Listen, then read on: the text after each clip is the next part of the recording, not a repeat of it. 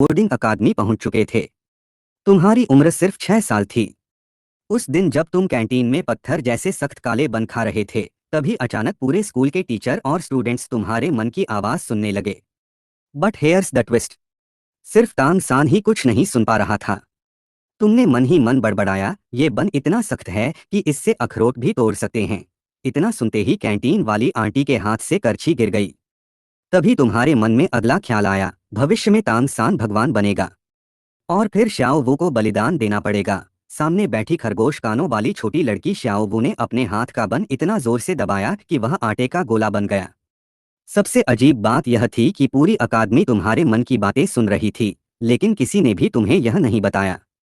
यहाँ तक कि तांग सान खुद भी इस रहस्य से पूरी तरह अनजान था। उधर वांग शेंग ने जैसे ही तुम्हारे मन में यह सुना कि जो भी तांग सान के बहुत करीब जाएगा उसका अंत अच्छा नहीं होगा, अगले ही पल उसने घबराकर अपनी कुर्सी लात मारकर दूर फेंक दी। तुमने मन ही मन कहा, बस चुपचाप पढ़ाई पूरी करके निकल जाना है। हीरो से दूर रहोगे तो सेफ रहोगे। लो प्रोफाइल ही बेस्ट स्ट्रैटेजी है। जब तक मेरा सीक्रेट बाहर नहीं आएगा मैं आराम से जिंदा रह सकता हूँ। सीक्रेट? कौन सा सीक्रेट? श्याओ वू के कान खड़े हो गए। उसकी आंखें जिज्ञासा से चमकने लगीं। सिर्फ वही नहीं, बल्कि तांग सान को छोड़कर कैंटीन में मौजूद लगभग हर व्यक्ति तुम्हारी अगली सोच सुनने का इंतजार कर रहा था। लेकिन इस बार तुम चुप रहे। कई लोगों के चेहरे पर साफ निराशा दिखाई देने लगी। तभी तांग सान को एहसास हुआ कि सबकी नजरें उस छोटे लड़के पर टिकी हुई हैं जो अभी बाहर जाने वाला था। उसने धीरे से वांग शेंग से पूछा, ये कौन है? वांग शेंग बोला, नया वर्क स्टडी स्टूडेंट है। नाम लिन यी है। 3 दिन पहले आया है। सुना है इसका मार्शल स्पिरिट सपोर्ट टाइप का है, लेकिन पूरी जानकारी किसी को नहीं है। हालांकि तांग सान तुम्हारे मन की आवाज नहीं सुन सकता था, लेकिन सबके अजीब रिएक्शन देखकर उसे समझ आ गया कि यह नया लड़का बिल्कुल साधारण नहीं है। वह उठकर तुम्हारे सामने आया और मुस्कुराकर बोला, हेलो, मेरा नाम तांग सान है। मैं भी वर्क स्टडी स्टूडेंट हूँ। तुम एक पल के लिए चौंक गए। मन में सोचा, हीरो खुद मेरे पास क्यों आ गया? स्क्रिप्ट के हिसाब से तो इसे अभी श्याओ वू के साथ फ्रेंडशिप बढ़ानी चाहिए थी। पीछे खड़ी श्याओ वू का चेहरा हल्का लाल हो गया। फ्रेंडशिप? ये लड़का आखिर सोच क्या रहा है? तुमने शांति से जवाब दिया, मेरा नाम लिन यी है। लेकिन अंदर ही अंदर तुम लगातार बड़बड़ा रहे थे, इतना पास मत आओ। मैं तुम्हारे साथ कोई रिश्ता नहीं रखना चाहता। जो भी तुम्हारे करीब आया उसका अंत अच्छा नहीं हुआ। श्याओ वू को बलिदान देना पड़ा। रोंगरों का सेट लगभग खत्म हो गया। यह सुनते ही वांग शेंग का चेहरा पीला पड़ गया। उसने डरते हुए तांग सान की तरफ देखा। अगर इसके साथ दोस्ती की तो पूरा सेट खत्म हो जाएगा। ये तो चलता फिरता डिजास्टर है। वह मन ही मन सोचने लगा, अब से इससे जितना दूर रहूं उतना अच्छा। उधर तांग सान आसपास के लोगों के अजीब व्यवहार को नोटिस कर रहा था, लेकिन वजह समझ नहीं पा रहा था। उसने तुम्हें घूरते हुए पूछा, क्या तुमने अभी कुछ कहा था? तुमने मासूम चेहरा बनाकर जवाब दिया, नहीं, मैंने तो सिर्फ अपना नाम बताया। लेकिन तुम्हारे मन में फिर विचार आया, क्या मैं इसे बता दूं कि भविष्य में इसकी पत्नी मर जाएगी? या ये कि इसका असली पिता भी कम मुसीबत नहीं है? या फिर इसका गुरु भी उतना महान नहीं जितना लोग समझते हैं? श्याओ वू ने अपने सीने पर हाथ रख लिया। इतनी सारी चौंकाने वाली बातें सुनकर उसका दिमाग पूरी तरह घूम चुका था। उधर कुछ टीचर्स ने एक दूसरे की तरफ देखा। उनमें से एक तुरंत ऑफिस की तरफ भाग गया। स्पष्ट था कि वह इस घटना की रिपोर्ट करने जा रहा था। तांग सान की आंखें सिकुड़ गईं। अब उसे पूरा यकीन हो चुका था कि लिन यी के अंदर कोई बहुत बड़ा रहस्य छिपा हुआ है। तांग सान मुस्कुराकर बोला, अगर तुम्हें अकादमी में किसी भी तरह की मदद चाहिए तो मुझसे कहना। तुमने मन ही मन कहा, प्लीज मुझसे दूर ही रहो, यही सबसे बड़ी हेल्प होगी। तुम जहां जाते हो वहां ट्रबल खुद चलकर आ जाती है। यह सुनते ही कई स्टूडेंट्स एक कदम पीछे हट गए। तांग सान के चेहरे की मुस्कान धीरे धीरे गायब हो गई। उसे साफ महसूस हुआ कि अब सब लोग उससे दूरी बनाने लगे हैं। वह समझ ही नहीं पा रहा था कि आखिर उसने ऐसा क्या कर दिया। तुमने मुस्कुराकर कहा, थैंक्स, लेकिन मैं खुद संभाल लूंगा। इतना कहकर तुम तेजी से वहां से निकल गए। मन में सिर्फ एक ही बात चल रही थी, जल्दी निकलो। हीरो के साथ ज्यादा देर खड़े रहे तो कहीं प्लॉट ही एक्टिवेट न हो जाए। मुझे अभी बहुत साल और जीना है। तुम्हारी यह आखिरी सोच सुनते ही पूरा कैंटीन एकदम शांत हो गया। सब लोग अजीब नजरों से तांग सान को देखने लगे। कोई उसके पास आने की हिम्मत नहीं कर रहा था। यहाँ तक कि श्याओ वू भी पहली बार उसकी तरफ दौड़कर नहीं गई। वांग शेंग और बाकी वर्क स्टडी स्टूडेंट्स चुपचाप अपना खाना उठाकर बाहर चले गए। कुछ ही सेकंड में तांग सान अकेला खड़ा रह गया। उसे महसूस हुआ कि जिस दुनिया में वह बड़े सपनों के साथ आया था, वह अब पहले जैसी नहीं रही। और इस पूरी कहानी की शुरुआत सिर्फ एक लड़के से हुई थी, लिन यी। वैसे भी सिर्फ क्लास ही अटेंड करनी थी। तुमने एक पल सोचा, फिर जाकर श्याओ वू के बगल में बैठ गए। क्लास के कोने में बैठा तांग सान तुम्हारी तरफ लगातार देख रहा था।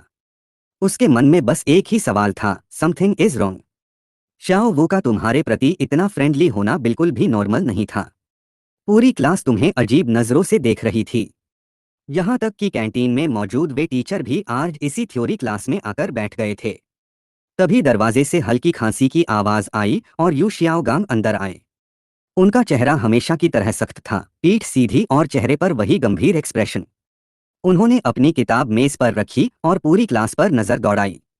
पीछे दूसरी क्लास के टीचर्स को बैठा देखकर वह थोड़े हैरान हुए। आज मेरी क्लास में इतने लोग क्यों आए हैं? लेकिन अगले ही पल उन्होंने खुद को संभाला और गंभीर आवाज में बोले, आज हम मार्शल स्पिरिट की कैटेगरी और उसकी कल्टीवेशन डायरेक्शन के बारे में पढ़ेंगे। तुम मन ही मन मुस्कुराए। लो, शुरू हो गया। अब थोड़ी देर में अपनी फेमस थ्योरी की तारीफ भी शुरू कर देंगे। पूरी क्लास एकदम सीधी होकर बैठ गई। लेकिन किसी को लेक्चर में दिलचस्पी नहीं थी। सब सिर्फ तुम्हारे मन की अगली आवाज सुनना चाहते थे। यू शियाओगांग ने स्टूडेंट्स का यह उत्साह देखा तो उनका कॉन्फिडेंस और बढ़ गया। उन्होंने गला साफ किया और बोले, याद रखो, बेकार मार्शल स्पिरिट जैसी कोई चीज नहीं होती, सिर्फ बेकार स्पिरिट मास्टर होते हैं। तुम मन ही मन हंस पड़े। Classic dialogue. लेकिन यह बात कहने वाले की जन्मजात सोल पावर सिर्फ आधा लेवल थी। बाद में तांग सान की दी हुई फेरी ग्रास की वजह से ही लेवल 30 पार कर पाए। कितना बड़ा आयरनी है, पीछे बैठे एक टीचर की हंसी छूट गई। बाकी स्टूडेंट्स भी मुश्किल से अपनी हंसी रोक रहे थे। यू शियाओगांग ने नाराज होकर उनकी तरफ देखा, फिर ब्लैकबोर्ड पर लिखा, strong attack type, agility type, control type, support type, defence type और हीलिंग टाइप। लिखने के बाद जैसे ही वह पलटे, उन्होंने देखा कि पूरी क्लास की नज़र फिर से तीसरी पंक्ति की तरफ चली गई थी। तुम मन ही मन बोले, ये तो बेसिक नॉलेज है, 3 साल का बच्चा भी जानता है। वैसे ये क्लासिफिकेशन भी तुमने स्पिरिट हॉल की रिसर्च रिपोर्ट से कॉपी की थी ना? यू शियाओगांग की भौहें सिकुड़ गईं। उन्हें आज का माहौल बेहद अजीब लग रहा था। पीछे बैठे टीचर्स बार बार हंसी रोक रहे थे और स्टूडेंट्स बार बार तुम्हारी तरफ देख रहे थे। लेकिन जब भी वह तुम्हें देखते, तुम पूरी शांति से बैठे रहते। तुमने फिर सोचा, 30 साल पहले स्पिरिट हॉल ने मार्शियल स्पिरिट क्लासिफिकेशन पर पूरी रिपोर्ट पब्लिश कर दी थी। तुमने बस उसे अपना रिसर्च बताकर पेश कर दिया। क्या कमाल की पैकेजिंग है। पूरी क्लास में दबीबी खांसी की आवाज गूंजने लगी। यू शियाओगांग ने गहरी सांस ली और बोले, ये 6 कैटेगरी मेरे कई वर्षों की रिसर्च का नतीजा हैं। इनमें सबसे महत्वपूर्ण है कंट्रोल टाइप स्पिरिट मास्टर। तुम मन ही मन हंसे, अब अपनी ही तारीफ शुरू होगी। आखिर खुद भी तो कंट्रोल टाइप हो। लेकिन सच कहूं तो तुम्हारा लुओ संपाओ तो एक साधारण स्ट्रॉन्ग अटैक स्पिरिट से भी हार जाए। उसे टॉप कंट्रोल स्पिरिट कहना थोड़ा ज्यादा नहीं हो गया? पहली बेंच पर बैठी एक लड़की हंसी रोक नहीं पाई। यू शियाओगांग का चेहरा सख्त हो गया। तुम्हें कोई समस्या है? लड़की घबरा गई। न नहीं सर, बस अचानक कुछ फनी याद आ गया। इतना कहकर उसने चुपके से तुम्हारी तरफ देखा। यू शियाओगांग ने ठंडी सांस ली और फिर कंट्रोल टाइप स्पिरिट मास्टर की अहमियत समझाने लगे। तुम मन ही मन बोले, बात तो सही है, लेकिन एग्जाम्पल देते समय हर बार खुद की कहानी सुनाने की क्या जरूरत है? कहते हो कि लुओ संपाओ ने 100 साल पुराने स्पिरिट बीस्ट को कंट्रोल किया था। अरे भाई, वो स्पिरिट बीस्ट पहले से घायल था। पीछे बैठे एक टीचर ने तुरंत अपनी नोटबुक निकाली और तुम्हारी हर बात लिखनी शुरू कर दी। उसे लगा कि ये सारी बातें भविष्य में बहुत काम आएंगी। लेकिन यू शियाओगांग को कुछ भी पता नहीं था। वह पूरे जोश में बोले, मेरे हिसाब से किसी भी टीम का कोर हमेशा कंट्रोल टाइप स्पिरिट मास्टर होना चाहिए। तुमने तुरंत मन ही मन कहा, फिर से अपनी ही मार्केटिंग शुरू। असली दुनिया में तो समान लेवल का स्ट्रॉन्ग अटैक स्पिरिट मास्टर तुम्हें कुछ ही सेकंड में हरा देगा। और वैसे भी लुओ संपाओ का सबसे फेमस अटैक तो गैस छोड़ना ही है। यह सुनते ही पूरी क्लास जोर जोर से खांसने लगी ताकि हंसी छिपा सके। इस बार यू शियाओगांग खुद को रोक नहीं पाए। उन्होंने पढ़ाना बंद किया और पूरी क्लास पर गुस्से से नजर डाली। आज तुम लोगों को आखिर हुआ क्या है? लेकिन कोई कुछ नहीं बोला। सब हंसी रोकने में लगे थे। सिर्फ तांग सान पूरी तरह कंफ्यूज्ड था। उसे समझ ही नहीं आ रहा था कि आखिर चल क्या रहा है। यू शियाओगांग ने उसकी तरफ इशारा किया। तुम बताओ मैंने अभी क्या समझाया? तांग सान खड़ा हुआ और बोला, सर आपने बताया कि किसी भी टीम का सबसे महत्वपूर्ण सदस्य कंट्रोल टाइप स्पिरिट मास्टर होता है। मैं इससे पूरी तरह सहमत हूँ। एक शानदार कंट्रोल स्पिरिट मास्टर पूरे बैटल को अपने हिसाब से बदल सकता है। तुम मन ही मन हंस पड़े। वाह। गुरु और शिष्य दोनों एक दूसरे की तारीफ करने में लगे हैं। और तांग सान, तुम खुद को कंट्रोल टाइप क्यों बता रहे हो? तुम्हारा असली हथियार तो हिडन वेपन्स हैं। अगर तुम्हारे पास क्लियर स्काई हैमर का टैलेंट न होता तो ब्लू सिल्वर ग्रास कब की बेकार हो चुकी होती। तुम एक पल रुके, फिर मन ही मन बोले, रुको। ब्लू सिल्वर ग्रास भी साधारण नहीं है। वह तो असल में ब्लू सिल्वर एम्परर है। यह सोचते ही पूरी क्लास अचानक एकदम शांत हो गई। तुम्हारे मन की आवाज एक बार फिर पूरी क्लास में गूंज उठी। Rigorous calculation? सच में? तुम्हारा मतलब उन सिर्फ 30 स्पिरिट मास्टर्स के सैंपल से है, जिनमें से 28 नोबल फैमिली के थे और जिनके सोल रिंग्स उनके परिवार ने पहले से तैयार कर दिए थे। असली कॉमन स्पिरिट मास्टर्स, जो अपनी जान जोखिम में डालकर खुद सोल बीस्ट का शिकार करते हैं, उनमें बहुत से लोग पहला सोल रिंग ही 500 साल या उससे ज्यादा का एब्जॉर्ब कर लेते हैं। तुम्हारी थ्योरी बस उन बच्चों को प्रभावित कर सकती है जिन्होंने असली दुनिया देखी ही नहीं। यह सुनते ही पूरी क्लास में धीरे धीरे फुसफुसाहट शुरू हो गई। कई वर्क स्टडी स्टूडेंट्स के चेहरे पर अचानक समझ आने वाला भाव दिखाई दिया। तो इसलिए हमेशा लगता था कि मास्टर की थ्योरी में कुछ न कुछ गड़बड़ है। यू शियाओगांग ने आपस में बातें करते स्टूडेंट्स को देखा।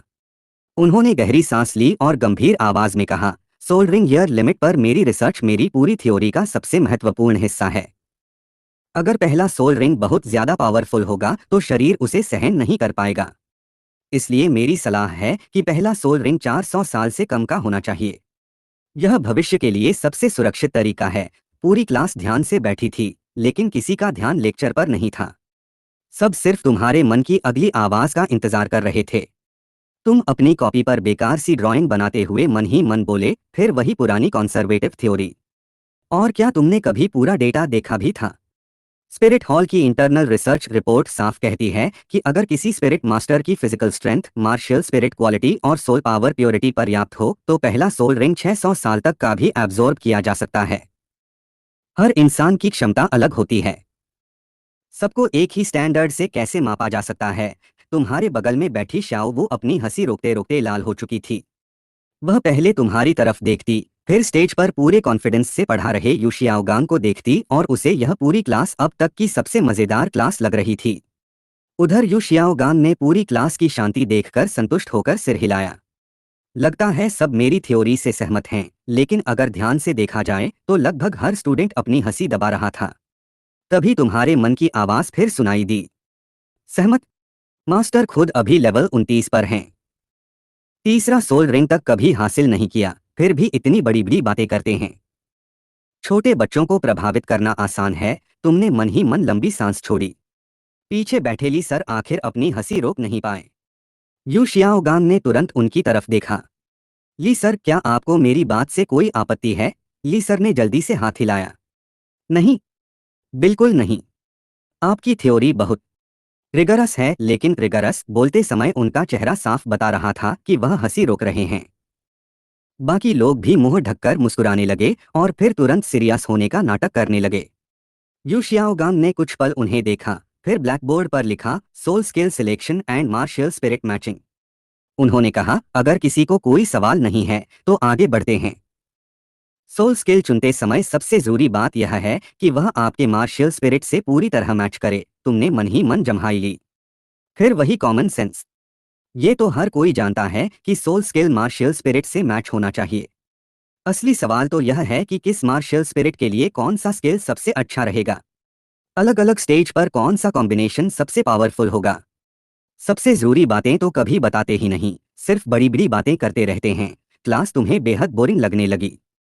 तभी शाओ वो धीरे से तुम्हारे पास झुककर फुसफुसाई, लिन यी, तुम्हें मास्टर की क्लास कैसी लग रही है? उसकी आंखों में उत्सुकता साफ दिखाई दे रही थी। तुम एक पल के लिए चौंके, फिर धीरे से बोले, अच्छी है। मास्टर की थ्योरी काफी सिस्टमैटिक है। तुम्हारे मुंह से यह बात सुनकर शाओ वू के चेहरे पर हल्की मुस्कान आ गई। उसे यह नया लड़का पहले से भी ज्यादा इंटरेस्टिंग लगने लगा। क्लास के कोने में बैठा तांग सान यह सब देख रहा था। उसकी भौहें और सिकुड़ गईं। कैंटीन से लेकर अब तक श्याओ वू का व्यवहार पूरी तरह बदल चुका था। अब तो क्लास के बीच में भी वह तुमसे धीरे धीरे बातें कर रही थी। बाकी सभी लोग भी बार बार तुम्हारी तरफ देख रहे थे, लेकिन खुलकर देखने की हिम्मत किसी में नहीं थी। इस तरह सबसे अलग पड़ जाने का एहसास तांग सान को बिल्कुल अच्छा नहीं लग रहा था। तभी यू शियाओगांग ने टॉपिक बदलते हुए कहा, अब मैं तुम्हें अपने जीवन का एक वास्तविक म्यूटेशन केस बताता हूँ। तुम्हारी आंखें चमक उठीं। फाइनली अब लुओ संपाओ की एंट्री होने वाली है। तुम सीधे होकर बैठ गए और पूरी क्लास भी ध्यान से सुनने लगी। यू शियाओगांग ने धीमी आवाज में कहा, मेरा मार्शियल स्पिरिट मूल रूप से ब्लू लाइटनिंग टायरेंट ड्रैगन होना चाहिए था। लेकिन जब मैं 6 साल का था, अवेकनिंग के समय उसमें मलिग्नेंट म्यूटेशन हो गया। पूरी क्लास एकदम शांत हो गई। सब अगली बात सुनने का इंतजार करने लगे। उन्होंने आगे कहा, म्यूटेशन के बाद मेरा मार्शियल स्पिरिट आज जिस रूप में तुम जानते हो वैसा बन गया। हालांकि उन्होंने लुओ संपाओ का नाम नहीं लिया, लेकिन वहां मौजूद हर व्यक्ति समझ चुका था कि वह उसी की बात कर रहे हैं। तुम्हारे मन की आवाज फिर गूंजी। ब्लू लाइटनिंग टायरेंट ड्रैगन का लुओ संपाओ बन जाना सच में एक टिपिकल म्यूटेशन केस है। लेकिन मास्टर, क्या तुम वाकई यकीन से कह सकते हो कि यह सिर्फ ईविल म्यूटेशन था? यू शियाओगांग कुछ पल रुके, जैसे कोई पुराना दर्द याद आ गया हो। फिर बोले, पीछे बैठे कई टीचर तो अपनी सीट से सीधे खड़े हो गए। तुम्हारे मन की आवाज फिर पूरे क्लासरूम में गूंज उठी। Golden Holi dragon, blue lightning tyrant dragon clan का सबसे बड़ा सीक्रेट। पूरे डुलियो कॉन्टिनेंट के इतिहास में यह मार्शियल स्पिरिट गिने चुने लोगों के पास ही दिखाई दिया है। अगर मेरी बात सच है तो यू शियाओगांग की पूरी ट्रेजेडी टाली जा सकती थी, लेकिन स्टेज पर खड़े यू शियाओगांग को जरा भी अंदाजा नहीं था कि उन्होंने अपनी जिंदगी का सबसे बड़ा मौका खो दिया था। उन्होंने पीछे खड़े टीचर्स का बदला हुआ एक्सप्रेशन देखा और सोचा कि शायद सभी लोग उनकी दर्दभरी कहानी से प्रभावित हो गए हैं। उनका मन थोड़ा हल्का हुआ और उन्होंने आगे कहा, इसलिए मैं चाहता हूं कि मेरे अनुभव से तुम सब सीखो कि मार्शियल स्पिरिट म्यूटेशन पूरी तरह अनप्रेडिक्टेबल होता है। अगर ईविल म्यूटेशन हो जाए तो वह किसी स्पिरिट मास्टर की पूरी जिंदगी बदल सकता है। तुम्हारे मन की आवाज फिर गूंजी। ऐसा बोल रहे हो जैसे गुड म्यूटेशन नाम की कोई चीज होती ही नहीं। सच तो यह है कि ज्यादातर ईविल म्यूटेशन में मार्शियल स्पिरिट पूरी तरह बेकार हो जाता है और सोल पावर तक विकसित नहीं हो पाती। लेकिन तुम फिर भी लेवल 29 तक पहुंचे। इसका मतलब तुम पहले से ही बहुत से स्पिरिट मास्टर्स से बेहतर थे। तुम्हारी सबसे बड़ी प्रॉब्लम टैलेंट नहीं, बल्कि तुम्हारी मेंटालिटी थी। तुम हमेशा खुद को बेकार समझते रहे, जबकि सच में तुम एवरेज से कहीं बेहतर थे। तुमने अपनी कॉपी पर बड़े अक्षरों में लिखा, माइंडसेट डिसाइड्स योर लिमिट। बगल में बैठी श्याओ वो ने जैसे ही ये शब्द देखे, उसकी आंखें चमक उठीं। उसे महसूस हुआ कि तुम्हारी हर बात के पीछे कोई गहरी समझ छिपी हुई है। उधर यू शियाओगांग ने अपना उदाहरण पूरा किया और क्लास की तरफ देखकर पूछा, मार्शियल स्पिरिट म्यूटेशन को लेकर किसी का कोई सवाल है? उन्होंने यह सवाल सिर्फ फॉर्मेलिटी के लिए पूछा था। उन्हें बिल्कुल उम्मीद नहीं थी कि कोई हाथ उठाएगा। लेकिन इस बार पहली बेंच पर बैठी एक लड़की खड़ी हो गई। मास्टर, अगर किसी का मार्शियल स्पिरिट गुड म्यूटेशन से गुजरे तो उसकी पूरी पोटेंशियल निकालने के लिए क्या करना चाहिए? सवाल पूछने के बाद उसने चुपके से तुम्हारी तरफ देखा। साफ था कि वह जवाब यू शियाओगांग से नहीं, बल्कि तुम्हारे मन की आवाज से सुनना चाहती थी। यू शियाओगांग ने कुछ पल सोचा और बोले, मेरी रिसर्च के अनुसार गुड म्यूटेशन के बाद सबसे पहले अपनी कल्टीवेशन को स्टेबल करना चाहिए। धीरे धीरे आगे बढ़ना चाहिए और जल्दबाजी नहीं करनी चाहिए। तुम्हारे मन में तुरंत जवाब आया। फिर वही कॉन्सर्वेटिव थ्योरी। गुड म्यूटेशन के बाद शरीर और मार्शियल स्पिरिट दोनों अपनी सबसे एक्टिव स्टेट में होते हैं। उसी समय सही अपॉर्चुनिटी ढूंढकर पोटेंशियल को और जगाना चाहिए। अगर पहले स्टेबिलिटी के नाम पर बहुत देर कर दी तो म्यूटेशन का आधा फायदा अपने आप खत्म हो जाएगा। ऐसी एडवाइस देकर तो लोगों का भविष्य ही खराब हो जाएगा। तुमने हल्का सा सिर हिलाया। सामने बैठी लड़की ने तुम्हारी इस छोटी सी रिएक्शन को भी नोट कर लिया और तुरंत अपनी कॉपी में लिख लिया। यू शियाओगांग ने उसे इतनी मेहनत से नोट्स बनाते देखा तो संतुष्ट होकर मुस्कुराए। कोई और सवाल? तभी वांग शेंग खड़ा हो गया। मास्टर, अगर मार्शियल स्पिरिट में म्यूटेशन तो हो जाए, लेकिन समझ ना आए कि वह गुड है या ईविल, तब क्या करना चाहिए? यू शियाओगांग ने गंभीर होकर जवाब दिया, ऐसी स्थिति में पूरी मार्शियल स्पिरिट एग्जामिनेशन करनी चाहिए। Soul power test, attribute analysis, form analysis और पुराने म्यूटेशन केसेस से तुलना करनी चाहिए। तुम्हारे मन की आवाज फिर गूंज उठी। बोलना आसान है, नोर्डिंग जैसे छोटे शहर में इतनी एडवांस्ड टेस्टिंग फैसिलिटी कहाँ मिलेगी? प्रैक्टिकल तरीका यह है कि उसी टाइप के दूसरे स्पिरिट मास्टर्स के साथ स्पारिंग करो। रियल बैटल में ही असली बदलाव समझ आता है। और म्यूटेशन के शुरुआती समय में मार्शल स्पिरिट खुद भी स्टेबल नहीं होता, इसलिए शुरुआती टेस्ट रिजल्ट पर भरोसा करना बेकार है। ग्राउंड रियलिटी से कटी हुई थ्योरी किसी काम की नहीं होती। इतना सोचकर तुमने अपनी कॉपी में उस जवाब के सामने एक बड़ा सा क्रॉस बना दिया। इसके बाद एक एक करके कई स्टूडेंट्स और पीछे बैठे टीचर्स सवाल पूछने लगे। यू शियाओगांग हर बार सिर्फ थियोरेटिकल आंसर देते रहे, लेकिन तुम्हारे मन की आवाज हर सवाल का प्रैक्टिकल सॉल्यूशन बता देती। धीरे धीरे पूरी क्लास जानबूझकर ऐसे सवाल पूछने लगी जिनका असली जवाब तुम्हारे मन से निकल सके। यू शियाओगांग को लगा कि आज के स्टूडेंट्स पहले से कहीं ज्यादा मेहनती और क्यूरियस हैं। उन्हें लगा कि उनकी थ्योरी ने सबको इंस्पायर कर दिया है।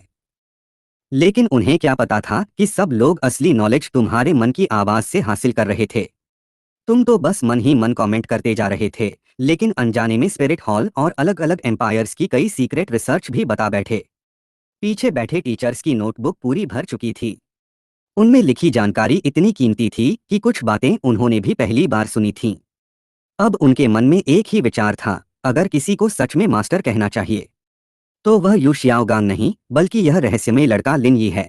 तभी यू शियाओगांग ने समय देखने के लिए रेत वाली घड़ी उठाई और बोले, ठीक है, आज का समय पूरा हो गया है।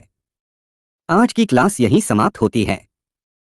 छुट्टी। इतना कहकर वह हमेशा की तरह सीधे क्लासरूम से बाहर निकल गए, जबकि उन्हें आज भी यह पता नहीं चला कि पूरी क्लास आखिर सुन किसकी रही थी। शाओ वू ने तांग सान की तरफ बिल्कुल ध्यान नहीं दिया। उसने तुम्हारा हाथ पकड़ लिया और तुम्हें क्लासरूम से बाहर खींचते हुए बोली, चलो जल्दी, पहले आज का काम खत्म करते हैं। उसके बाद मैं तुम्हें बाहर से गर्मागर्म मीट बंस खिलाऊंगी। तुम कुछ कहना ही चाहते थे, लेकिन तभी शाओ वू ने बीच में ही तुम्हारी बात काट दी। तुम्हारे मन में तुरंत एक अजीब ख्याल आया। ये छोटी खरगोश आज कुछ ज्यादा ही अलग बिहेवियर कर रही है। कहीं इसे मुझ पर क्रश तो नहीं हो गया, या फिर ये मुझसे तांग सान के बारे में कुछ जानना चाहती है। लेकिन ओरिजिनल स्टोरी में तो इसे तांग सान से पहली नजर में प्यार हो गया था। क्या इतनी जल्दी उसका दिल बदल गया? तुम्हारे मन की बात सुनते ही शाओ वू का चेहरा हल्का लाल हो गया। कैसा लव एट फर्स्ट साइट? कैसी क्रश? ये लड़का हर समय ऐसी ही अजीब बातें क्यों सोचता रहता है? लेकिन सच यह था कि वह तुम्हारे साथ इसलिए रहना चाहती थी ताकि तुम्हारे मन में पहले सुनाई दी गई सैक्रिफाइस वाली बात का सच जान सके। उसे हर हाल में पता लगाना था कि भविष्य में आखिर होने क्या वाला है। उधर क्लास के कोने में खड़ा तांग सान यह सब देख रहा था। उसकी भौहें और सिकुड़ गईं। उसे समझ ही नहीं आ रहा था कि आखिर सब कुछ अचानक इतना बदल कैसे गया। पूरी क्लास उससे दूरी बना रही थी, जबकि सिर्फ कुछ दिन पहले आए तुम्हारे साथ सब लोग बेहद फ्रेंडली हो गए थे।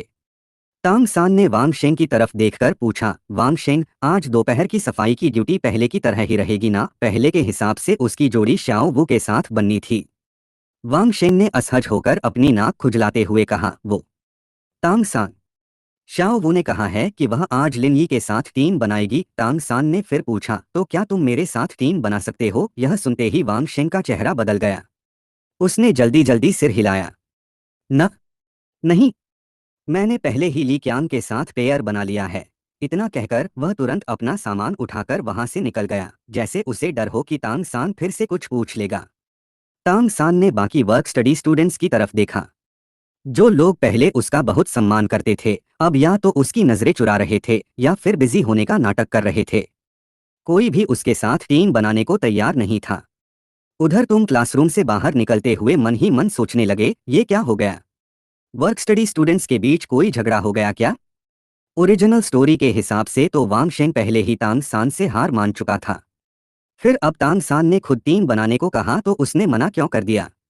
और बाकी लोग भी उससे दूर क्यों भाग रहे हैं? तुम्हारी यह सोच सुनकर शाओ वू ने पीछे मुड़कर एक नजर तांग सान पर डाली। सचमुच पहले जब तांग सान ने वांग शेंग को हराया था, तब सब लोग उसका सम्मान करते थे। लेकिन अब तुम्हारे मन की आवाज सुनने के बाद हर कोई उससे डरने लगा था। यहाँ तक कि शाओ वू भी पहले जैसी निश्चिंत नहीं रही थी। उसने मुस्कुराकर कहा, लिन यी, चलो, हमें देर हो रही है। ठीक है, तुमने सिर हिलाया और उसके साथ क्लासरूम से बाहर निकल गए। दोनों को साथ साथ जाते हुए देखकर तांग सान की मुट्ठियां धीरे धीरे कस गईं।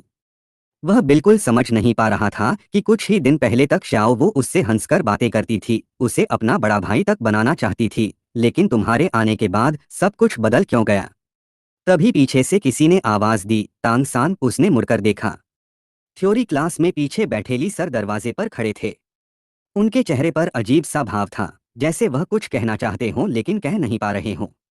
क्लास में उन्होंने तांग सान के भविष्य से जुड़ी इतनी चौंकाने वाली बातें सुन ली थीं कि अब उनकी नजरें भी पहले जैसी नहीं रहीं। तांग सान ने सम्मान से सिर झुकाया।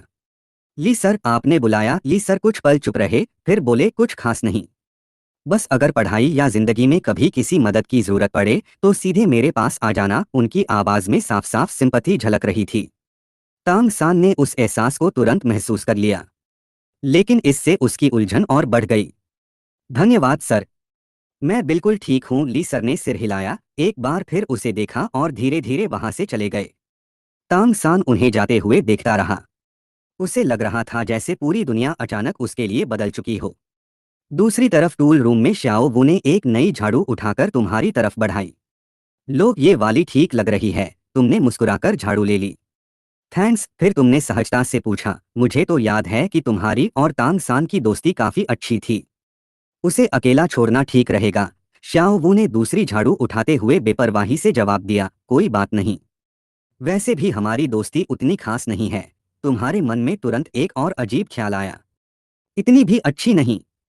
ये क्या मामला है? कहीं श्याओ वो भी लुक्स की फैन तो नहीं? क्या उसे मैं तांग सान से ज्यादा हैंडसम लग रहा हूँ? तुमने बाहर से सिर्फ मुस्कुराकर कहा, ठीक है। चलो फिर। तुम्हारी यह सोच सुनते ही श्याओ वो ने तुम्हें जोरदार साइड आई दिया और मन ही मन बोली, ये लड़का सच में कभी नहीं सुधरेगा।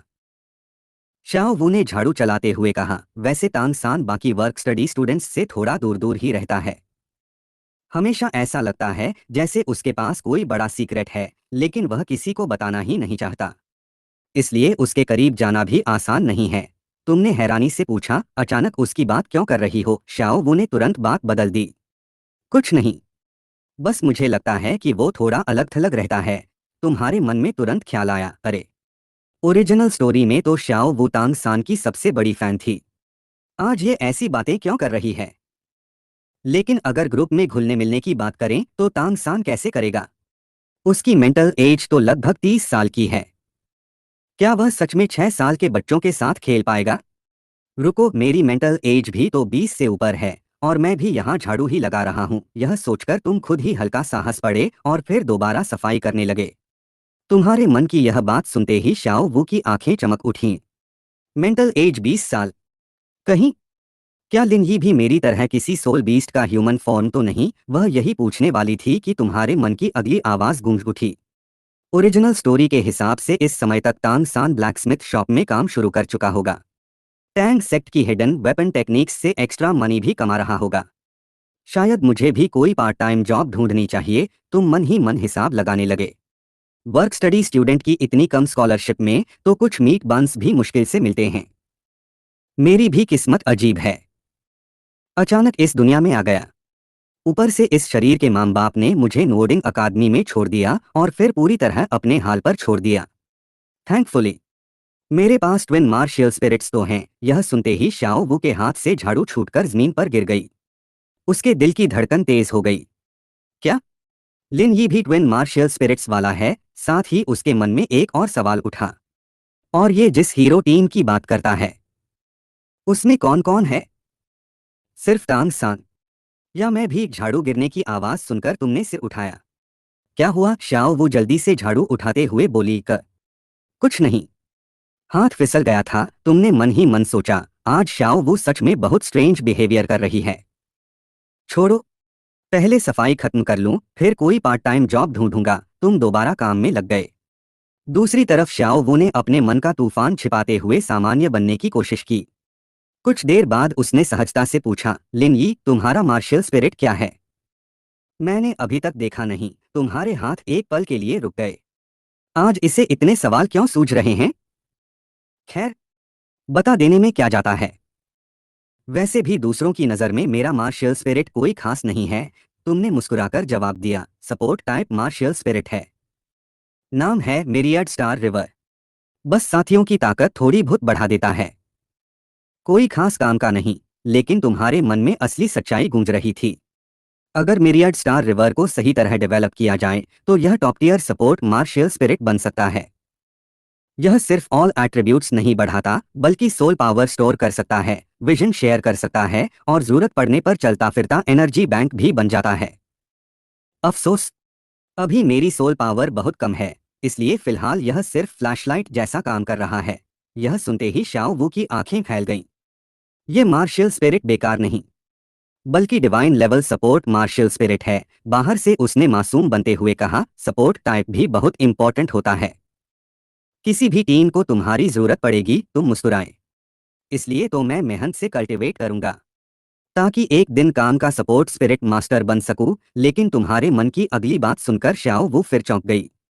मुझे फिलहाल अपने दूसरे मार्शियल स्पिरिट रेडिएंट सन डिवाइन स्पीयर को पूरी तरह छिपाकर रखना होगा। पहले सबको यही लगे कि मैं सिर्फ सपोर्ट टाइप हूं। जब ताकत बढ़ जाएगी तभी दूसरा मार्शियल स्पिरिट रिवील करूंगा। शाओ वू की पकड़ झाड़ू पर और मजबूत हो गई। तो रेडिएंट सन डिवाइन स्पीयर इसका दूसरा मार्शियल स्पिरिट है, और नाम से ही लगता है कि यह बेहद powerful attack type martial spirit होगा। उसने कुछ पल तुम्हें देखा, फिर गंभीर होकर पूछा, लिनयी, क्या हम दोस्त बन सकते हैं? तुम एक पल के लिए चौंक गए। अचानक फ्रेंडशिप? ये क्या हो रहा है? क्या मैंने अनजाने में ओरिजिनल स्टोरी बदल दी? शाओ वो तो 10 लाख साल पुरानी सोल बीस्ट है। अगर मैं इसका दोस्त बना तो क्या मुझे भी हीरो टीम में शामिल होना पड़ेगा? तुम्हारे मन की यह बात सुनते ही शाओ वो का पूरा शरीर सिहर उठा। उसे सचमुच मेरी असली पहचान पता है, और उसने मुझे हीरो टीम का हिस्सा भी माना है। तो क्या मेरा भविष्य सच में सैक्रिफाइस ही है? उसके हाथ पे ठंडे पड़ गए। लेकिन तुम उसकी हालत से पूरी तरह अनजान थे। कुछ पल सोचने के बाद तुमने मुस्कुराकर कहा, जरूर। दोस्त जितने ज्यादा हों उतना अच्छा। शाओ वो ने अपने डर को जबरदस्ती छिपाया और मुस्कुराते हुए बोली, तो तय रहा। आज से हम दोस्त हैं। तुमने उसकी मुस्कान देखी और मन ही मन सोचा, ये छोटी खरगोश जब हंसती है तो बहुत क्यूट लगती है। अफसोस, इसका भविष्य बहुत दुखद है। तांग सान के लिए सैक्रिफाइस, फिर सोल रिंग के अंदर कैद, बड़ी मुश्किल से रिवाइवल, और आखिर में शूरा गॉड के साथ गॉड रियल्म चली जाएगी। ऐसा फ्यूचर कोई भी नहीं चाहेगा। तुमने सिर झटक दिया। छोड़ो, ये सब सोचकर भी क्या होगा?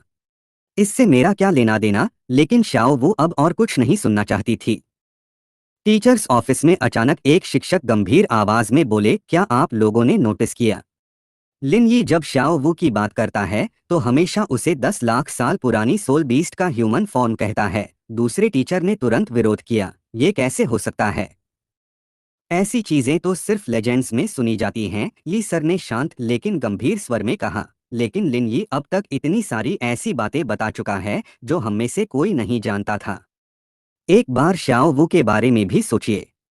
सिर्फ 6 साल की उम्र, इन्नेट फुल सोल पावर और soft bone rabbit martial spirit जिसकी क्वालिटी सामान्य से कहीं ज्यादा है। ग्रे डायरेक्टर सुसर गहरी सोच में पड़ गए। फिर भी 10 लाख साल पुरानी सोल बीस्ट का ह्यूमन फॉर्म, यह बात मानना बहुत मुश्किल है। एक टीचर ने धीरे से पूछा, तो अब क्या करें? क्या हमें स्पिरिट हॉल को रिपोर्ट कर देना चाहिए? सुसर ने तुरंत सिर हिलाया। अभी नहीं। ये सारी जानकारी बहुत संवेदनशील है और इसका सोर्स भी अज्ञात है। अगर बिना सोचे समझे रिपोर्ट कर दी तो बेवजह बड़ी मुसीबत खड़ी हो सकती है। उन्होंने मेज पर हाथ रखते हुए कहा, फिलहाल हमारा काम सिर्फ ऑब्जर्व करना है। जितनी ज्यादा इंफॉर्मेशन मिल सके इकट्ठा करो। खासकर लिन यी पर नजर रखो, उसके अंदर बहुत बड़ा सीक्रेट छिपा है। और तांग सान पर भी। अगर वह सच में ट्विन मार्शियल स्पिरिट्स वाला है तो उसकी इंपॉर्टेंस पूरी तरह बदल जाएगी। तभी एक टीचर ने धीरे से कहा, लेकिन लिन यी ने यह भी कहा था कि जो भी तांग सान के बहुत करीब जाएगा उसका अंत अच्छा नहीं होगा। शाओ वू 7 ट्रेजर ग्लेज्ड टाइल क्लैंग, लगभग पूरा सेट तबाह हो जाएगा। पूरा ऑफिस फिर से खामोश हो गया। यह भविष्यवाणी इतनी भारी थी कि कोई कुछ नहीं बोल पाया। आखिर में सुसर ने फैसला सुनाया, हम सिर्फ ऑब्जर्व करेंगे, किसी भी मामले में सीधे दखल नहीं देंगे। हर इंफॉर्मेशन रिकॉर्ड की जाएगी और मास्टर यू शियाओ गांग को भी अभी कुछ नहीं बताया जाएगा। अगर उन्हें पता चल गया कि उनका मार्शियल स्पिरिट शायद गोल्डन होली ड्रैगन बन सकता था तो पता नहीं वह क्या कर बैठेंगे। सभी टीचर्स ने एक दूसरे की तरफ देखा और चुपचाप सहमति में सिर हिला दिया। उधर शाओ वो लड़खड़ाते हुए हॉस्टल पहुंची। कमरे में घुसते ही वह बिस्तर पर गिर पड़ी और खुद को सिकोड़कर बैठ गई। सैक्रिफाइस, सोल रिंग में कैद, रिवाइवल, फिर शूरा गॉड के साथ गॉड रियल। तुम्हारे मन की ये सारी बातें उसके दिमाग में बार बार गूंज रही थीं। वह सचमुच 10 लाख साल पुरानी soft bone rabbit soul beast थी। उसने स्टार दो फॉरेस्ट इसलिए छोड़ा था ताकि इंसानों की दुनिया को समझ सके और अपनी माँ की मौत का बदला लेने का रास्ता खोज सके। उसे हमेशा लगता था कि अगर उसने अपनी पहचान छिपा कर रखी तो वह सुरक्षित रहेगी। लेकिन तुम्हारे मन की आवाज ने उसकी पूरी दुनिया हिला दी थी। उसकी आंखों से आंसू बह निकले। मैं सच में भविष्य में तांग सान के लिए सैक्रिफाइस कर दूंगी। उसके मन में तांग सान की तस्वीर उभर आई। वह मानती थी कि तांग सान बाकी बच्चों से अलग था, सिर्फ 6 साल की उम्र में भी बेहद मैच्योर, शांत और प्रतिभाशाली। इसी वजह से वह उसके करीब आई थी। उसे लगता था कि तांग सान के साथ रहने से वह सुरक्षित रहेगी। लेकिन अब सब बदल चुका था। अगर तुम्हारी बातें सच थीं, तो उसका भविष्य सिर्फ अपनी जान और आत्मा कुर्बान करना था। उसने अचानक मुट्ठी भींच ली। क्यों? मैं स्टार दो फॉरेस्ट की 10 लाख साल पुरानी सोल बीस्ट हूँ। मैं अपनी पूरी जिंदगी किसी इंसान के लिए क्यों दे दूं? नहीं, मेरी किस्मत का फैसला मैं खुद करूंगी। उसने आंसू पोंछे और फैसला किया कि वह वापस तुम्हारे पास जाएगी। अगर लिन ये इतना कुछ जानता है तो शायद वह मेरा भविष्य भी बदल सकता है। जैसे ही वह बाहर निकलने लगी तभी दरवाजा खुला और तांग सान हाथ में कागज का पैकेट लिए अंदर आया। उसने चिंतित होकर पूछा, क्या हुआ? मैं सफाई वाली जगह गया था। लिन यी ने बताया कि तुम पहले ही लौट आई हो। श्याओ वू ने तुरंत अपनी भावनाएं छिपाईं और मुस्कुराकर बोली, थोड़ी तबीयत ठीक नहीं लग रही थी, इसलिए वापस आ गई। तांग सान ने चिंता से पूछा, कहाँ तकलीफ है? चलो डॉक्टर के पास चलते हैं। नहीं, अब मैं ठीक हूँ। श्याओ वू की नजर उसके हाथ में पकड़े पैकेट पर गई। इसमें क्या है? तांग सान मुस्कुराया। अभी ब्लैकस्मिथ शॉप से अपनी मजदूरी लेकर आया हूँ। रास्ते में तुम्हारे लिए कुछ मीट बंस भी ले आया। जल्दी खा लो, नहीं तो ठंडे हो जाएंगे। पहले होती तो श्याओ वो खुशी से तुरंत पैकेट ले लेती, लेकिन इस बार उसने सिर्फ हल्के से उसे छुआ और हाथ वापस खींच लिया। थैंक्स, लेकिन मैं पहले लिन यी को ढूंढ कर आती हूँ। वह अभी अकेले सफाई कर रहा होगा। शाओ वू तांग सान ने उसे रोक लिया। उसकी आवाज में साफ शक था। क्या लिन यी ने तुमसे कुछ कहा है? शाओ वू एक पल को ठिठक गई, लेकिन तुरंत सामान्य बनकर बोली, नहीं। वह तो नया स्टूडेंट है। वह मुझसे क्या कहेगा? अब उसे पूरा यकीन हो चुका था कि सिर्फ तांग सान ही तुम्हारे मन की आवाज नहीं सुन सकता।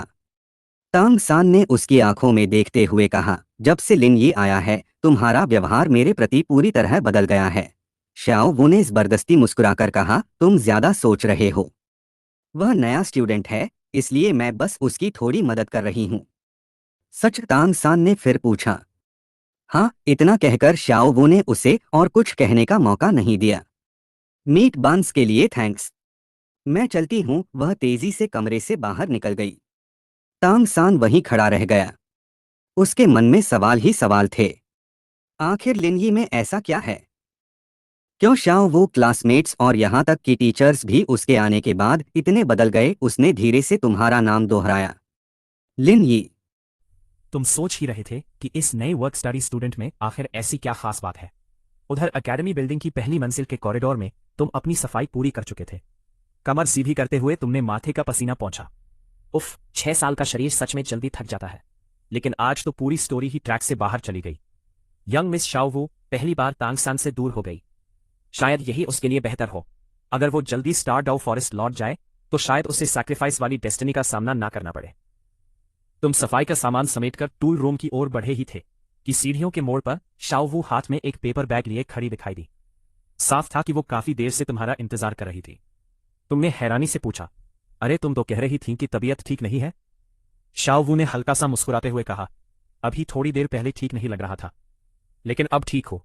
उसने होठ दबाए और पेपर बैग तुम्हारे हाथ में थमा दिया। ये लो, मीट बंस अभी भी गर्म है। मैं अकेले नहीं खा पाऊंगी। जल्दी खा लो, नहीं तो ठंडे हो जाएंगे। तुम मन ही मन बोले, ये छोटी रैबिट गर्ल आखिर चाहती क्या है? कभी कहती है तबीयत खराब है, फिर अचानक ठीक हो जाती है। लेकिन चेहरे पर चिंता दिखाते हुए पूछा, सच में अब ठीक हो? हाँ बिल्कुल। तुमने पेपर बैग खोला, अंदर 3 सफेद गर्मा गर्म मीट बंस थे जिनसे लाजवाब खुशबू उठ रही थी। तुम्हारे मन में तुरंत ख्याल आया, ओह, तो इसलिए अचानक भाग गई थी। मेरे लिए मीट बंस खरीदने गई थी। यह सुनकर शाओवू थोड़ी असहज हो गई, क्योंकि सच तो ये था कि ये बंस तांग सान ने खरीदे थे। लेकिन उसने कुछ नहीं कहा, बस चुपचाप तुम्हें देखती रही। तुमने संकोच से कहा, अरे ये कैसे ले सकता हूं? लेकिन उसी समय तुम्हारे पेट से जोर की आवाज निकली। सुबह वाला पत्थर जैसा हार्ड बन पेट भरने के लिए बिल्कुल काफी नहीं था। आखिर तुमने झिझक छोड़कर एक बन उठा लिया और बड़ा सा बाइट लिया। रस से भरा मीट और गर्म सूप माउथ में फैल गया। तुम्हारी आंखें चमक उठी। वाह, इस दुनिया में आने के बाद पहली बार इतना स्वादिष्ट खाना मिला है। यही असली खाना होता है। लगता है जल्दी से पैसे कमाने का इंतजाम करना पड़ेगा, नहीं तो रोज ऐसे बन नसीब नहीं होंगे। तुम्हारे मन की बात सुनकर शाओवू की आंखों में हल्की चमक आई। कुछ पल सोचने के बाद उसने सामान्य बनने की कोशिश करते हुए पूछा, लिन ये, अगर किसी इंसान को पहले से पता चल जाए कि उसका फ्यूचर बहुत दुखद होने वाला है, तो उसे क्या करना चाहिए? सवाल सुनते ही तुम लगभग बन से घुट गए। 2-3 बार खांसने के बाद बोले, अचानक ऐसा सवाल क्यों? शाओवू ने मासूमियत से सिर हिलाया। बस ऐसे ही पूछ रही हूं। लेकिन उसकी आंखों में साफ बेचैनी थी। तुमने मन ही मन सोचा, कहीं ये अपने बारे में तो नहीं पूछ रही? ओरिजिनल स्टोरी के हिसाब से उसका फ्यूचर सच में बहुत दर्दनाक है, लेकिन अभी उसे यह सब पता नहीं होना चाहिए। तुमने कुछ पल उसे गौर से देखा। जब कुछ समझ नहीं आया तो शांत स्वर में बोले, अगर फ्यूचर बुरा है तो उसे बदलने की कोशिश करनी चाहिए। शाओवू की आंखें चमक उठी। मतलब डेस्टिनी बदली जा सकती है? तुमने मुस्कुराकर सिर हिलाया। कुछ चीजें शायद तय होती हैं, लेकिन वे कैसे होंगी, कब होंगी और उनका रिजल्ट क्या होगा, यह इंसान अपने कर्मों से बदल सकता है। मैन कैन चेंज डेस्टिनी, पूरी तरह सच हो या ना हो, लेकिन कोशिश छोड़ना सबसे बड़ी हार है। शाओवू के चेहरे पर पहली बार सच्ची मुस्कान आई। थैंक यू लिन, अब मैं समझ गई। तुम मन ही मन हैरान हुए, ये आखिर समझी क्या? मुझे तो खुद नहीं पता मैंने क्या समझाया। तभी तुम्हारी नजर सामने गई। तांग सान सीधे तुम्हारी तरफ चला आ रहा था। उसकी निगाहें तुम्हारे हाथ में पकड़े मीट बन पर टिकी थीं। तुमने मन में सोचा, ये मुझे ऐसे क्यों देख रहा है? कहीं इसे मीट बन से जलन तो नहीं हो रही? शाओवू ने भी उसकी तरफ देखा और एक पल को उसका शरीर तन गया, लेकिन अगले ही पल उसने खुद को सामान्य बना लिया। शाओ सान, तुम यहां? तांग सान ने पहले मीट बन देखा, फिर शाओवू को और आखिर में तुम्हें। उसने शांत स्वर में पूछा, तुम्हारी तबीयत अब कैसी है? आवाज शांत थी, लेकिन अंदर हल्की जलन साफ महसूस हो रही थी। तुम्हारे मन में अचानक बिजली सी कौंधी। रुको, कहीं ये मीट बंस तांग सान ने तो नहीं खरीदे? तुमने बन की तरफ देखा, फिर शाओवू के झेंपे हुए चेहरे की तरफ। अगले ही पल सब समझ में आ गया। गया काम से, मैं तो तांग सान के खरीदे हुए बन खा गया। ओरिजिनल स्टोरी में तो ये आगे चलकर शाओवू को लेकर कितना पॉजेसिव होने वाला है। अभी भी इसके अंदर ओनरशिप फीलिंग शुरू हो चुकी होगी। ये सुनते ही शाओवू का चेहरा हल्का लाल हो गया। वह कुछ समझाना चाहती थी, लेकिन उससे पहले तांग सान मुस्कुरा दिया। कोई बात नहीं, सिर्फ कुछ मीट बंस ही तो है। अगर लिन यी को पसंद आए तो मुझे खुशी है। तुमने मन ही मन कहा, लो जी। वही क्लासिक स्माइल, बाहर से स्वीट, अंदर से कंप्लीट डेंजर। अगर पहले पता होता कि ये बन तांग सान के हैं तो मैं हाथ भी नहीं लगाता। अब तो शायद इसने मन ही मन मुझे एनिमी लिस्ट में डाल दिया होगा। बाहर से तुमने शांत रहते हुए आखिरी बाइट खत्म किया, हाथ साफ किए और मुस्कुराकर बोले, थैंक यू तांग सान। मेरा मतलब थैंक्स कि शाओवू ने इन्हें मेरे साथ शेयर किया। तांग सान ने हल्के से आंखें सिकोड़कर तुम्हें देखा, फिर से मुस्कुरा दिया। योर वेलकम, हम सब क्लासमेट्स हैं। तुम मन ही मन हंस पड़े। क्लासमेट्स? बाकी स्टूडेंट्स के साथ तो इतनी सॉफ्ट टोन अभी नहीं अपनाई। बेचारे वांग शेंग और बाकी लड़कों को तो पहले ही अच्छी तरह सीधा कर चुका है। फिर तुमने दोनों को ध्यान से देखा। वैसे इन दोनों का रिलेशनशिप कुछ अजीब नहीं लग रहा? सिर्फ 6 साल की उम्र में मैरिड कपल जैसी कोल्ड वॉर चल रही है। तुमने देखा कि शाओवू जानबूझकर तांग सान से दूरी बना रही थी, जबकि तांग सान साफ तौर पर बेचैन था। उसने फिर पूछा, शाओवू अब सच में ठीक हो? शाओवू ने सिर हिलाया, हाँ, अभी थोड़ी देर पहले बस चक्कर आ रहे थे, अब सब ठीक है। तांग सान ने राहत की सांस ली। फिर उसकी नजर तुम्हारी तरफ मुड़ी। लिन यी, अकेडमी में सब ठीक चल रहा है? वर्क स्टडी का काम ज्यादा मुश्किल तो नहीं? तुमने मन ही मन कहा, लो, शुरू हो गया क्लासिक इन्वेस्टिगेशन मोड। अब अगला सवाल मार्शल स्पिरिट, सोल पावर और बैकग्राउंड पर ही होगा। लेकिन चेहरे पर विनम्र मुस्कान रखते हुए बोले, थैंक्स फॉर आस्किंग, सब ठीक है। काम थोड़ा मुश्किल है, लेकिन इससे रहने और खाने का खर्च निकल जाता है। मैं संतुष्ट हूं। तांग सान ने सिर हिलाया। अच्छी बात है।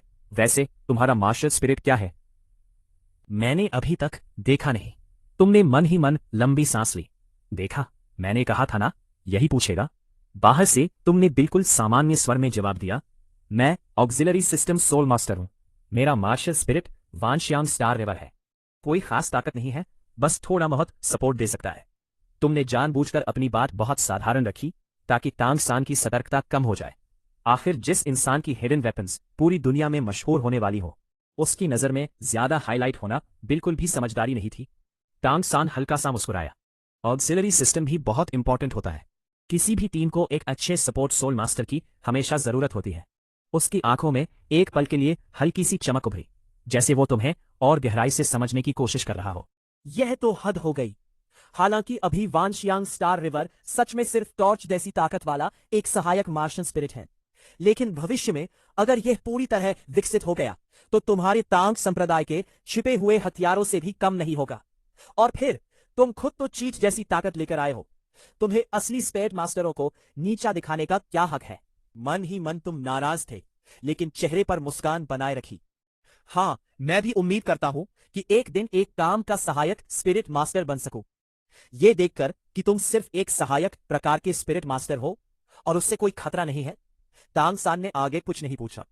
उसने कहा कि वो मास्टर से कुछ बातें पूछने जा रहा है और वहां से चला गया। तुमने उसकी पीठ को तब तक देखा जब तक वो गलियारे के अंत में गायब नहीं हो गया। तुम्हें बेबसी महसूस हुई। तुम्हें तांग संप्रदाय का वो नियम याद आया, जिसमें मृत्यु का कारण हो उसे मारा जा सकता है। यही नियम लगभग तांग सान का जीवन सिद्धांत बन चुका था। जिस व्यक्ति को भी वो मरने योग्य समझ लेता, उसके खिलाफ कभी दया नहीं दिखाता। तभी शाओवू ने तुम्हारी ओर देखकर पूछा, लिन यी, क्या तुम तांग सान से डरते हो? तुमने सिर हिलाया। डरता नहीं हूं, बस ऐसे लोगों से दूर रहना ही बेहतर होता है। सच कहूं तो उसकी शुरुआत मुझसे कहीं बेहतर रही। उसके पास तांग संप्रदाय के सारे छिपे हुए हथियारों का ज्ञान है। अगर भगवान मुझे भी कोई जबरदस्त चीट या सिस्टम दे देते तो देखना मैं उसे कैसे टक्कर देता। लेकिन अभी के लिए जितना हो सके लो प्रोफाइल रहना ही ठीक है। उससे जितनी दूरी रहे उतना अच्छा। शाओवू ने तुम्हारे मन की आवाज सुन ली। उसे तुम्हारी बेबसी भी समझ आई और तांग सान के प्रति तुम्हारी नाराजगी भी। उसने हल्का सा सिर हिलाया और बोली, चलो पहले औजार जमा कर दें, अंधेरा होने वाला है। दोनों ने मिलकर औजार समेटे और टूल रूम की ओर चल पड़े। रास्ते में शाओवू फिर पहले जैसी चंचल दिखाई दी, लेकिन तुम महसूस कर सकते थे कि उसके मन में कोई चिंता है और उसका संबंध शायद तांग सान से ही है।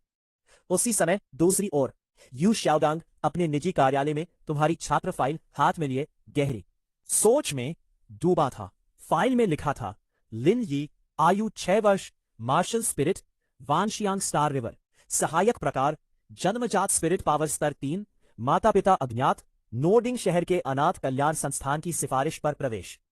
यह एक बिल्कुल साधारण फाइल थी, लेकिन यो शाओगांग को बार बार महसूस हो रहा था कि इसमें कुछ अजीब है। आज की थ्योरी क्लास में जो छात्र हमेशा ऊँघते रहते थे या ध्यान नहीं देते थे, वे सभी असाधारण रूप से गंभीर थे। उन्होंने ऐसे सवाल पूछे जो काफी गहरे और पेशेवर थे। यहां तक कि जो शिक्षक उसकी थ्योरी का मजाक उड़ाते थे, वे भी आज उसकी क्लास सुनने आ गए थे। लेकिन अजीब बात यह थी कि छात्रों और शिक्षकों का ध्यान उसकी बजाय तुम पर ज्यादा था। क्या उसकी रिसर्च में अचानक कोई बड़ी सफलता आ गई थी? उसने तुरंत इस विचार को नकार दिया। उसकी थ्योरी को तो आज तक मुख्य धारा के स्पिरिट मास्टर जगत ने कभी स्वीकार ही नहीं किया था। अचानक इतना ध्यान मिलना असंभव था। तभी दरवाजे पर दस्तक हुई। अंदर आइए। ली शिक्षक एक नोटबुक हाथ में लिए अंदर आए। उनकी नजर यू शाओगांग के हाथ में पकड़ी फाइल पर पड़ी। मास्टर, आप लिन यी की फाइल देख रहे हैं? यू शाओगांग मुस्कुराया। तुम्हें कैसे पता? ली शिक्षक बोले, अभी मैंने आपको रिकॉर्ड रूम से यह फाइल लेते देखा था। आज क्लास में मैंने भी महसूस किया कि यह छात्र कुछ अलग है। यू शाओगांग तुरंत समझ गया कि उसके शब्दों में कोई छिपा हुआ मतलब है। ली शिक्षक, क्या आप कुछ जानते हैं? ली शिक्षक कुछ पल चुप रहे। उन्होंने जो कुछ तुम्हारे मन की आवाज से सुना था वह इतना चौंकाने वाला था कि बिना सबूत के किसी से कहने की हिम्मत नहीं कर पा रहे थे। खासकर इसलिए क्योंकि यू शाओगांग तुम्हारे मन की आवाज सुन ही नहीं सकता था। उन्होंने उल्टा सवाल पूछा, मास्टर, आपकी नजर में लिन यी कैसा छात्र है? यू शाओगांग ने कुछ देर सोचकर कहा, बहुत बुद्धिमान है। उसकी निरीक्षण शक्ति भी कमाल की है, लेकिन उसकी जन्मजात स्पिरिट पावर सिर्फ स्तर 3 है। मुझे नहीं लगता कि भविष्य में उसकी उपलब्धियां बहुत बड़ी होंगी। डोलुओ महाद्वीप में जन्मजात स्पिरिट पावर ही किसी स्पिरिट मास्टर की सीमा तय करती है। स्तर 3 वाला व्यक्ति पूरी जिंदगी में मुश्किल से 20-25 स्तर तक पहुंच पाता है। तीसरा रिंग पार करना लगभग असंभव होता है। ली शिक्षक ने पूछा, अगर उसके मार्शल स्पिरिट में कोई खास बात हो तो? यू शाओगांग ने सिर हिलाया। वानशियान स्टार रिवर? मैंने इस तरह का मार्शल स्पिरिट कभी नहीं सुना। ऊपर से यह सहायक प्रकार का है, इसमें क्या खास हो सकता है? ली शिक्षक मुस्कुराए। कभी कभी किसी मार्शल स्पिरिट की असली गुणवत्ता सिर्फ ऊपर से देखकर नहीं समझी जा सकती। यू शाओगांग ने सीधे पूछा, आप आखिर कहना क्या चाहते हैं? ली शिक्षक ने मुंह खोला, लेकिन अंत में कुछ नहीं बोले। कुछ नहीं, बस यूं ही कह रहा था, यह 2 दिन बाद होने वाली वार्षिक प्रतियोगिता की सूची है, आप देख लीजिए। इतना कहकर उन्होंने नोटबुक मेज पर रखी और दरवाजे तक पहुंचकर अचानक रुक गए। पीछे मुड़कर बोले, मास्टर, कभी कभी कुछ चीजें छोड़ देने से इंसान को उससे कहीं ज्यादा मिल जाता है। यह कहकर वो चले गए। यू शाओबांग वही खड़ा सोचता रह गया। क्या छोड़ दूं, अपना अभिमान या अपनी बची खुची आत्मसम्मान? उसने कड़वी मुस्कान दी। उसने कई बार अपने ब्लू लाइटनिंग टायरेंट ड्रैगन कबीले में वापस जाने का सोचा था, लेकिन जैसे ही उसे अपने रिश्तेदारों की ताने मारती शक्लें याद आती, उसका साहस खत्म हो जाता। वो पूरी जिंदगी 29वें स्तर पर अटका रहना मंजूर कर सकता था, लेकिन अपमान सहकर वापस नहीं जाना चाहता था। अब पूरे कार्यालय में सिर्फ वही अकेला रह गया था। ढलते सूरज की सुनहरी किरणें खिड़की से होकर मेज पर रखी तुम्हारी फाइल पर पड़ रही थीं। जन्मजात स्पिरिट पावर स्तर 3 ऐसी साधारण प्रतिभा पर सामान्यतः कोई ध्यान नहीं देता, लेकिन आज क्लास का अजीब माहौल और ली शिक्षक के रहस्यमय शब्द सब कुछ असामान्य बना रहे थे। एक सिद्धांत शोधकर्ता होने के नाते उसे सबसे ज्यादा नफरत अज्ञात चीजों से थी। तुम्हारा अस्तित्व मानो शांत झील में फेंका गया एक पत्थर था, जिसने उसकी अब तक की सारी धारणाएं हिला दी थी। तभी दरवाजे पर फिर दस्तक हुई। अंदर आओ। इस बार तांग सान अंदर आया। उसके हाथ में एक नोटबुक थी। उसने आदरपूर्वक प्रणाम किया और कहा, गुरुजी, आपने जो स्पिरिट बीस्ट की आदतों पर नोट्स तैयार करने को कहा था, वे पूरे हो गए हैं। यू शाओगांग के चेहरे पर संतोष भरी मुस्कान आ गई। तांग सान उसके सभी छात्रों में अकेला था जो सचमुच उसका सम्मान करता था और उसकी थ्योरी पर विश्वास रखता था। वो प्रतिभाशाली भी था और मेहनती भी। तांग सान ने नोटबुक मेज पर रखी। उसकी नजर अनजाने में यू शाओगांग के सामने रखी फाइल पर पड़ी। उसने हल्का सा भौहे सिकोड़ते हुए पूछा, लिन यी, गुरुजी, आप उसकी फाइल देख रहे हैं? यू शाओगांग ने बीबी डोंग को एक मजाक सुनाया, लेकिन बीबी